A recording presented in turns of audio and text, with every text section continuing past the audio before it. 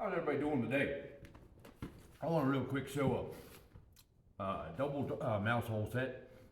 Obviously, this is not what I'm trapping, but kind of a perfect situation. If you look in this building, anything comes through here, it's gonna walk through here.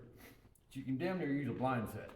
Because anything comes through here is probably gonna be somewhere about a foot out from here, right around in here. So you already know this is gonna be an area that it necks things down to. So it saves you a lot of time trying to figure out where to set your trap exactly. So on a double dart hole, or double mouse hole, you drive one rod here, one here, those are your bait holes. You want them about 18 inches apart total.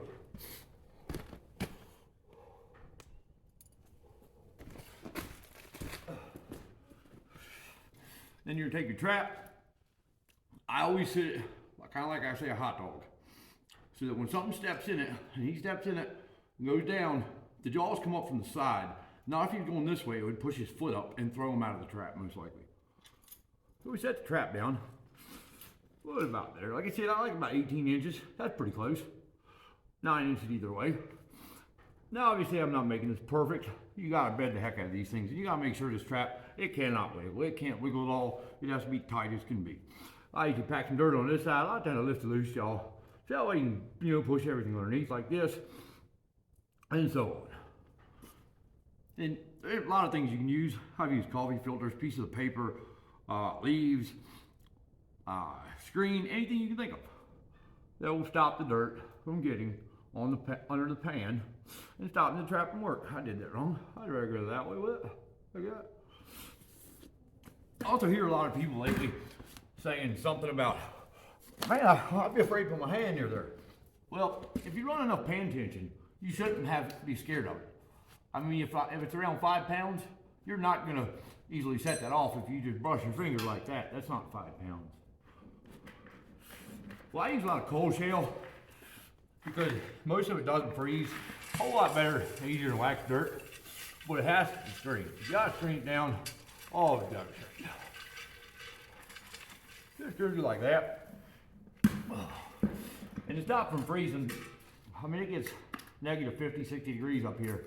So it gets pretty cold. This right here is a little mixture of calcium chloride and cold shell.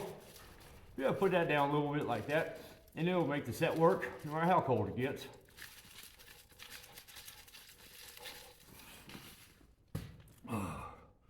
Already got canines trying to get in here. See that?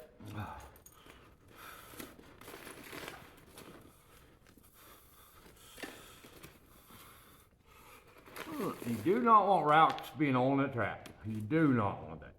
Bad, bad, bad. That's the purpose of a sifter. Oh, this I've already was sifted.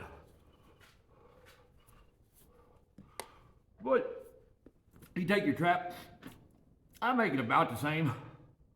This trap here doesn't have much pan tension, so I'm gonna be a little sissy. Go like that. You kind of want to blend it in a little bit. Make it, bring it in the sides a little bit. Like that, And then I'll take my bigger rocks. I'll put a couple, like here, something like that, a couple over there. And this side looks fine.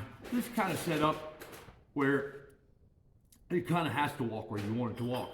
That's kind of what I was showing you here, to look for spots that are already made. Don't try to drag logs. You can, but it's going to take a while before the critters feel safe to come by it.